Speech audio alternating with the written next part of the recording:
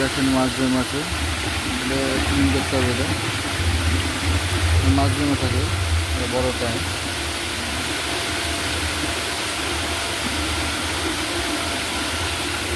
লিখতে হয় আমাদের টেম্পারেচার,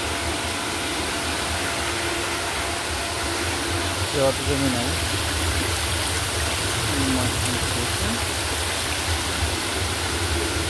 মাছ জমে বড়,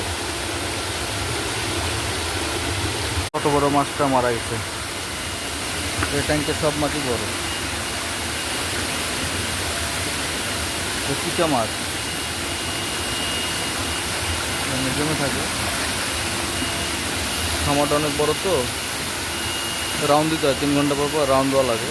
মাঝে মাঝে অক্সিজেন চেঞ্জ করতে হয়। তো পানি ফ্রেশ থাকলে সমস্যা নয়, না থাকলে সমস্যা, এই কারণে করতে হয়।